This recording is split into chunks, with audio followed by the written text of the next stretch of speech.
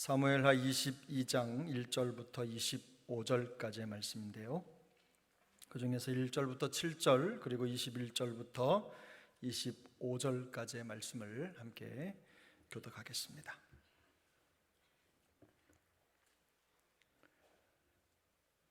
주신 말씀을 함께 교독합니다. 하나님의 말씀입니다. 여호와께서 다윗을 모든 원수의 손에 사울의 손에서 구원하신 그 손과 사울의 손에서 구원하신 그 날에 다윗이 이 노래의 말씀으로 여호와께 아뢰어 이르되 여호와는 나의 반석이시요 나의 요새이시요 나를 위하여 나를 건지시는 자시요 내가 피할 나의 반석의 하나님이시요 나의 방패시요 나의 구원의 뿌리시요 나의 높은 망대시요 그에게 피할 나의 피난처시요 나의 구원자시라. 나를 폭력에서 구원하셨도다.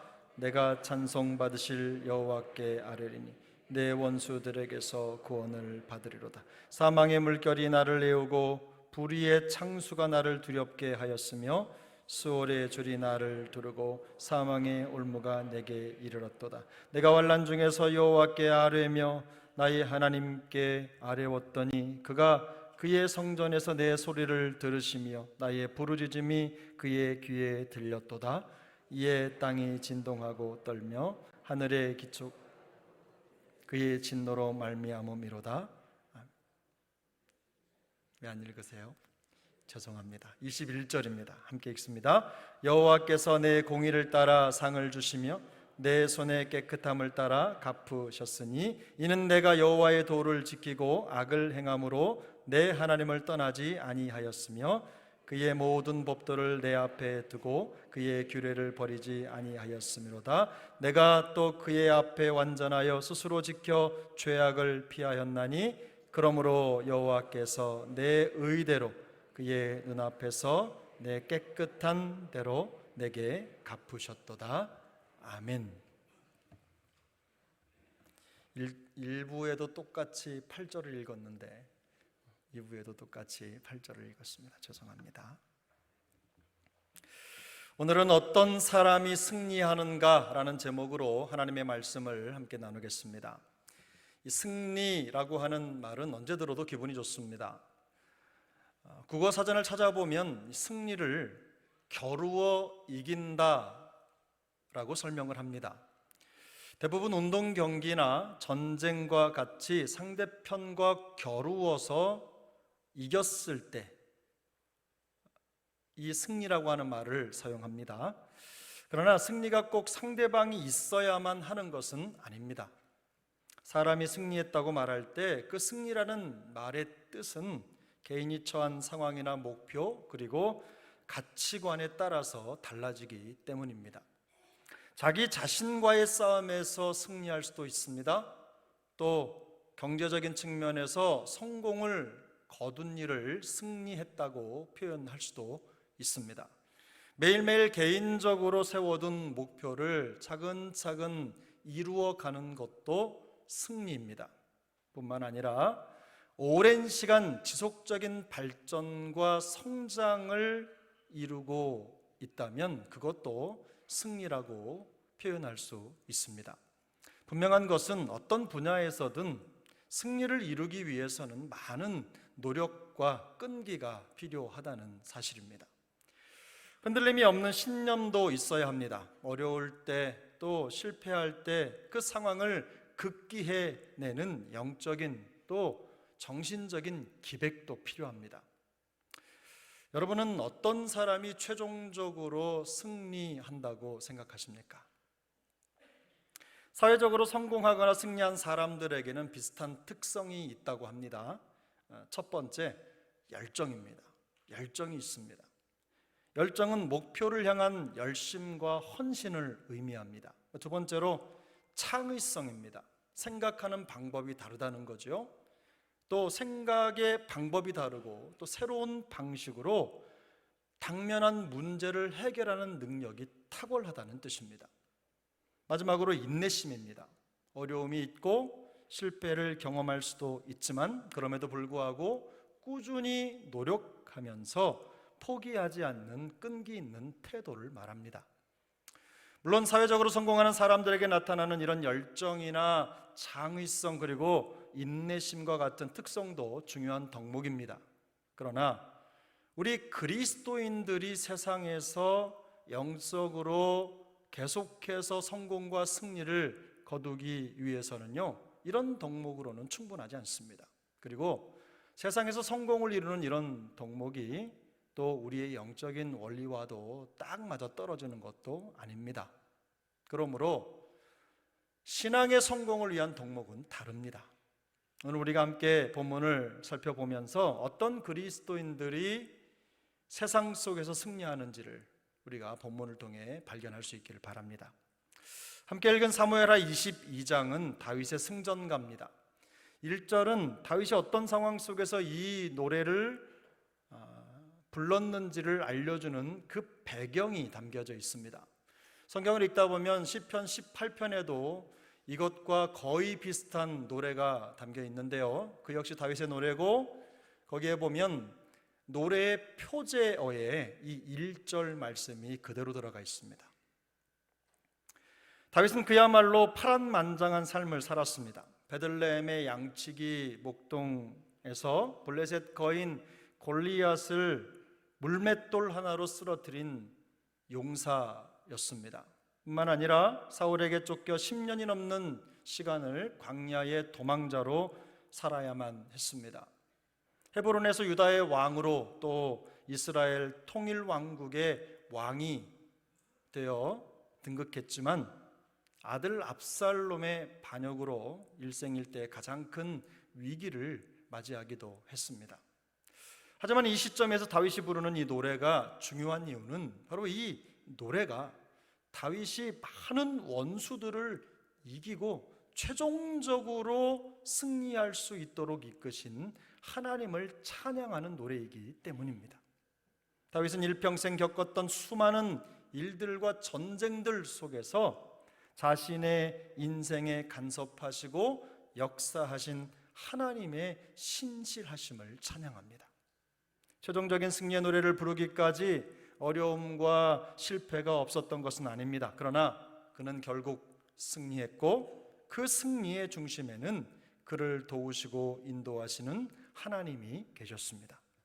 다윗은 사울을 비롯한 모든 원수들의 손에서 자기를 구원하신 하나님의 은혜를 찬양할 수밖에 없었던 것입니다.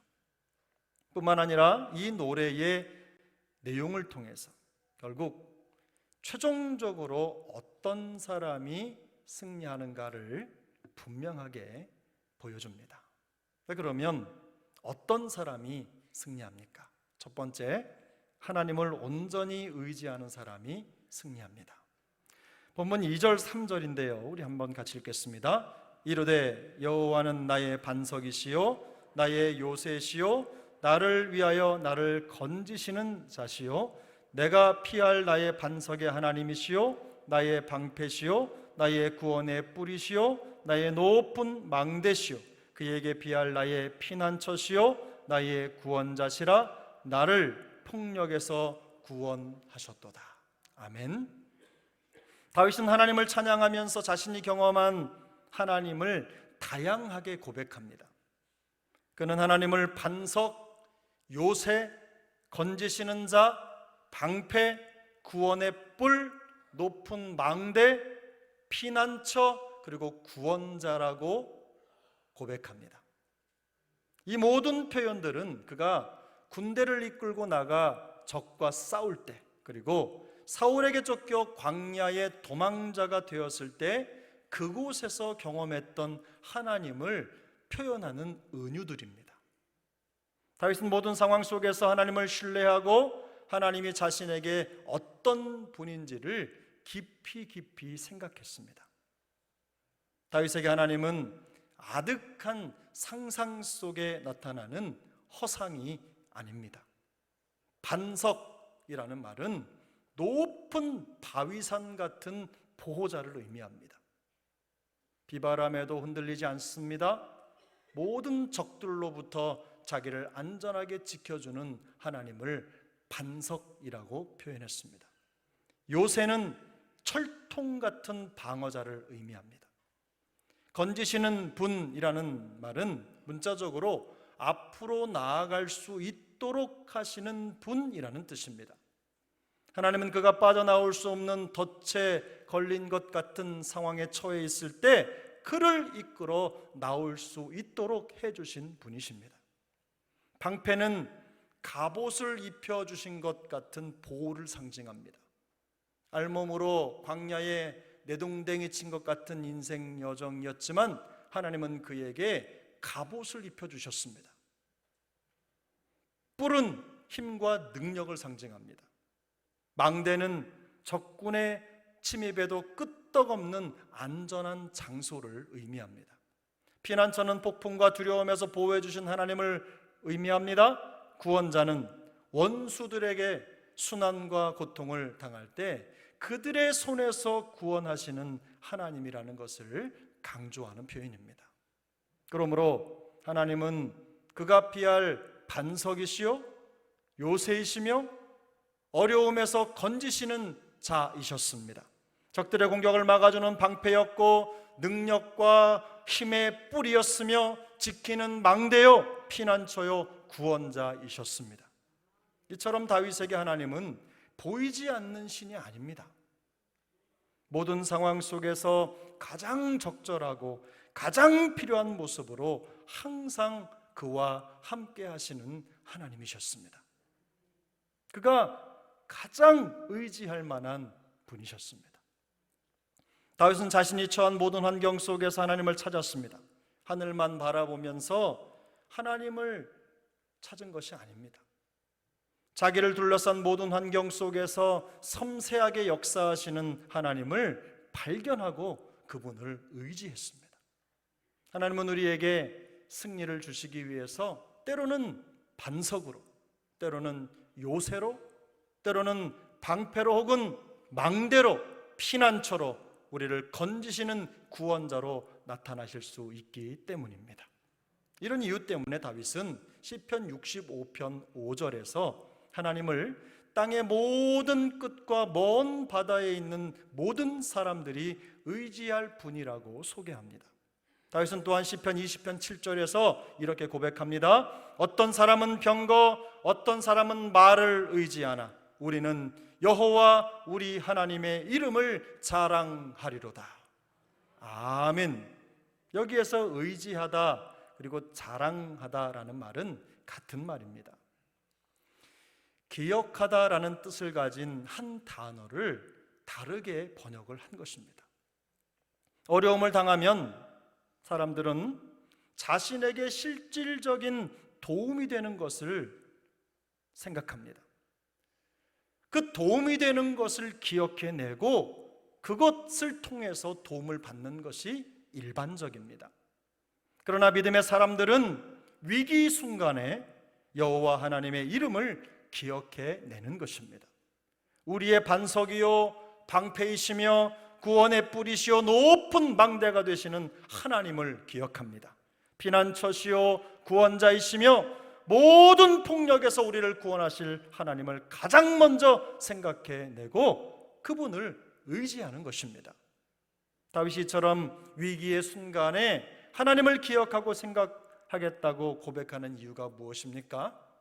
우리에게 진정한 승리를 주시는 분은 오직 하나님 한 분뿐이기 때문입니다. 그러므로 우리의 반석이요 우리의 요새이시며 방패시요 피난처와 구원자가 되시는 하나님을 경험할 수 있게 되기를 소망합니다. 모든 상황 속에서 우리에게 진정한 이김을 주시는 하나님을 온전히 의지할 수 있기를 예수님의 이름으로 축복합니다.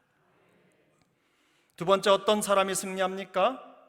괴로울 때 간절히 기도하는 사람이 승리합니다.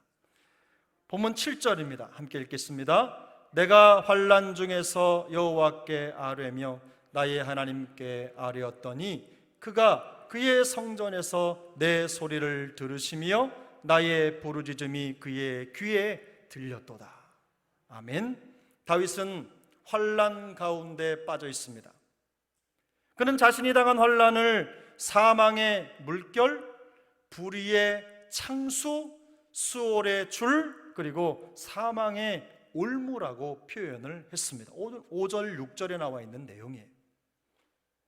이것들은 모두가 다 생명을 위협하는 압도적인 위기의 순간을 나타내는 상징들입니다. 하지만 그 위기의 상황에 다윗은 하나님께 기도했습니다. 극도의 어려움 속에서 하나님을 찾은 것입니다. 그래서 오늘 본문 7절을 그 본문의 핵심 요소를 사용해서 더 분명하게 표현을 하면 매우 간단해지는데요, 이런 내용입니다. 내가 아뢰었더니 그가 들으셨다. 내가 아뢰었더니 그가 들으셨다. 여기에 사용된 아뢰다라는 말은요, 아주 격렬한 시험과 극심한 슬픔에 처한 사람의 입에서 터져나오는 한마디 외침입니다.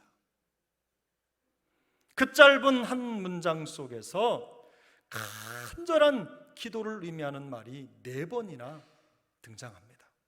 그만큼 그의 기도가 절박하고 간절했다는 것을 보여주는 것입니다. 하나님 앞에서 비명을 질렀다는 뜻입니다. 다행히도 하나님은 그의 기도를 들으셨습니다. 그가 부르짖었더니 하나님이 그의 기도를 들으신 것입니다. 놀랍게도 그 기도를 들으신 하나님의 응답이 곧바로 이어집니다. 본문 8절을 보면 여러분, 이에라고 하는 단어가 보이십니까? 성경을 보십시오. 8절에 이에 보이십니까?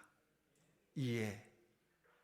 이것은 다윗이 드린 기도와 하나님의 응답을 연결해주는 역할을 하는 말입니다.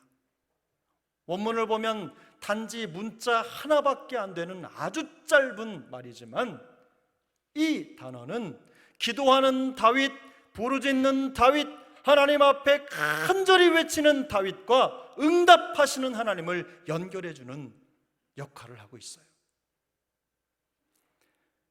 그가 기도하는 즉시 하나님이 응답하셨다는 뜻입니다. 그가 곤란 중에 하나님께 기도할 때 그의 기도를 들으신 하나님의 응답이 지체 없이 연결되었다는 뜻입니다. 실제로 8절부터 17절까지는 기도를 들으신 하나님께서 초자연적인 방법으로 어떻게 기도를 응답하셨는지를 묘사하고 있습니다. 다윗은 자기의 기도를 들으신 하나님의 응답이 온 천지가 진동할 만큼 강력하게 임했다는 간증을 하고 있는 것입니다.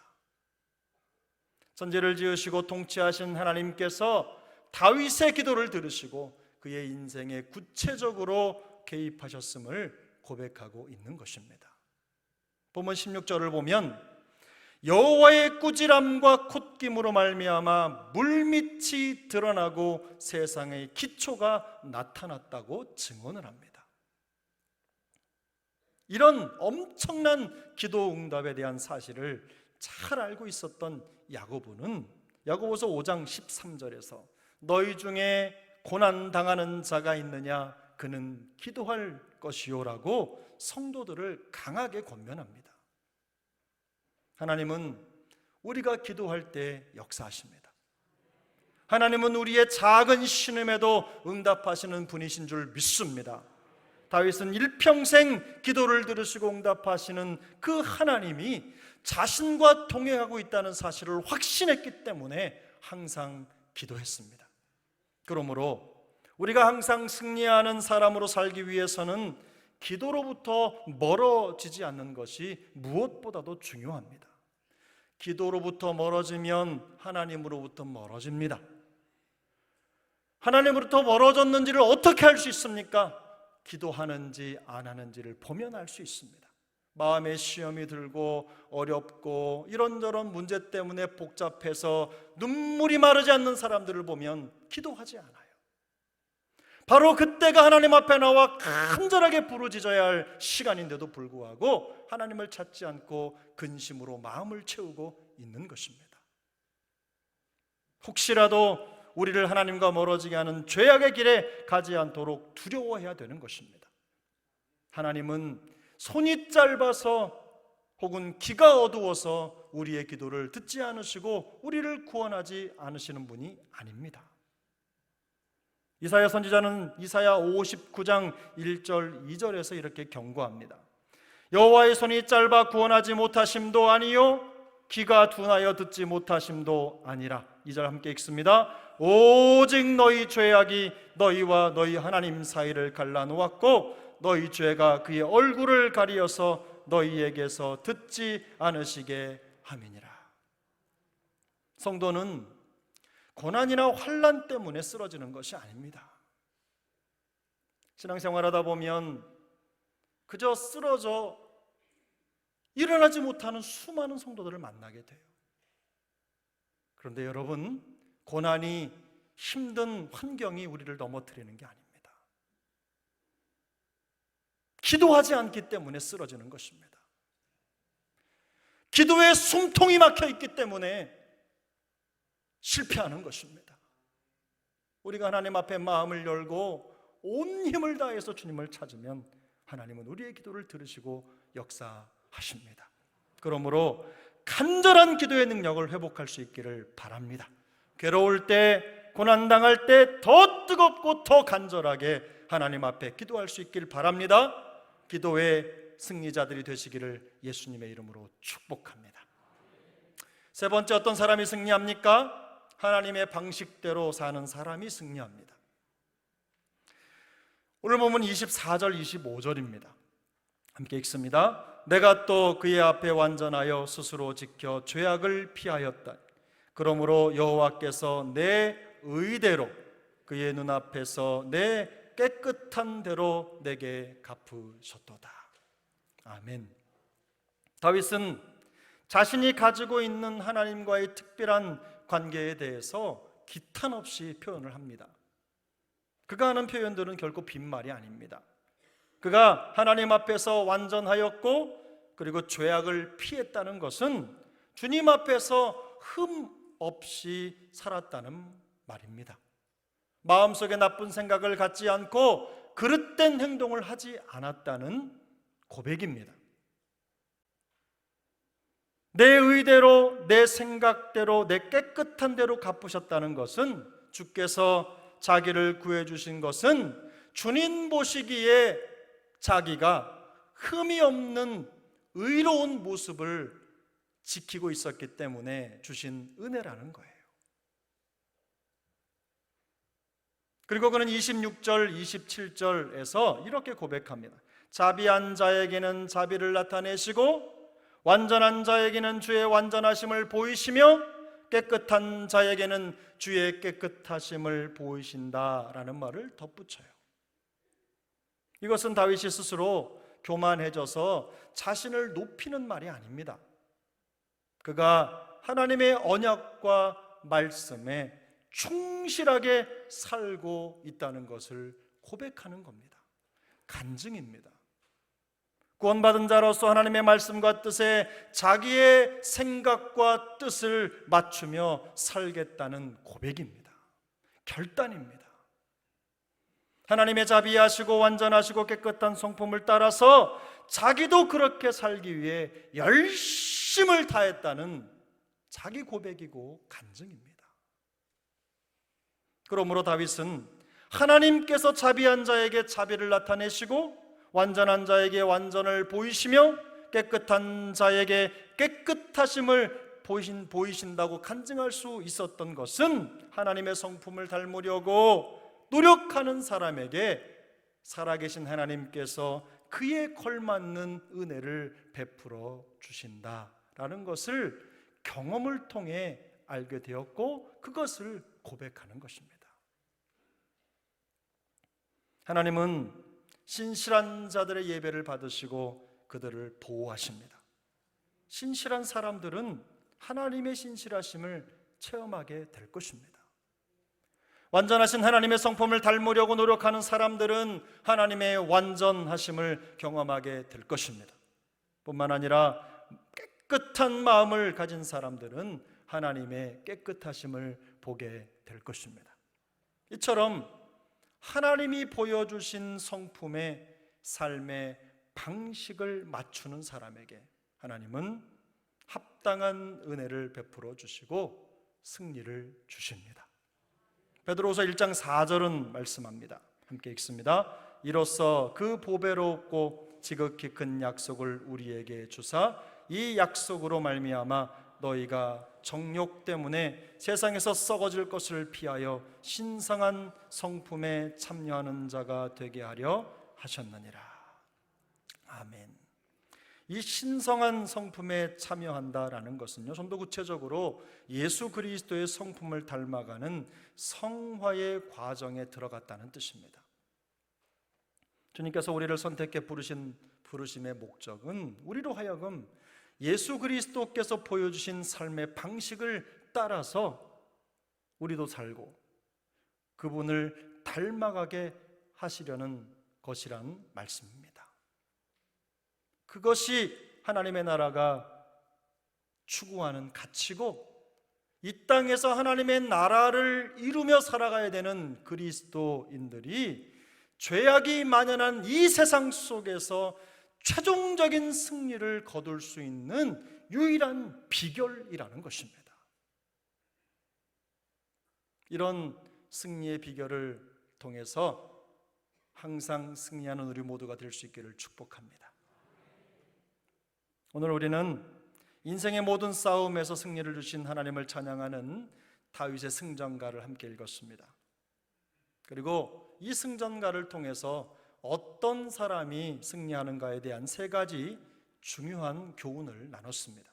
첫 번째, 하나님을 온전히 의지하는 사람이 승리합니다. 두 번째, 하나님께 기도하는 사람이 승리합니다.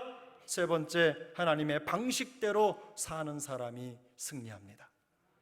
승리라고 하는 말은 항상 기쁨을 표현하지만 승리를 이루기까지 기쁜 일만 있는 것은 아닙니다. 승리가 만만하거나 호락호락하지도 않습니다. 더구나 우리가 그리스도인으로서 주님이 오시는 그날까지 최종적인 믿음의 승리를 이루기 위해서는 더욱 그렇습니다. 승리라고 하는 말 속에는 눈물과 아픔과 고통과 슬픔과 우리가 우리의 한계를 초월하는 인내까지도 담겨 있는 것입니다. 그러나 눈물과 아픔과 역경이 있더라도 우리 주 예수 그리스도로 말미암아 우리에게 승리를 주시는 하나님께 감사하는 우리의 매일의 여정이 될 수 있기를 예수님의 이름으로 축복합니다. 힘들어도 하나님을 온전히 의지하는 사람이 승리합니다. 괴로울 때도 기도하는 사람이 승리합니다. 끈질기게 하나님의 방식대로 사는 사람이 승리합니다. 값진 승리는 그냥 이루어지는 것이 아닙니다.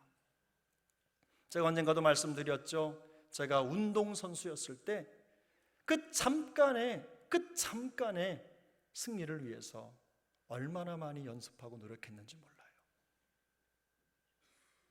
우리 수능을 보는 학생들도 마찬가지 아닙니까? 그 잠깐의 시간을 위해서 얼마나 많이 눈물을 뿌리고 눈을 비비며 하나님 앞에 헌신의 삶을 살아갑니까?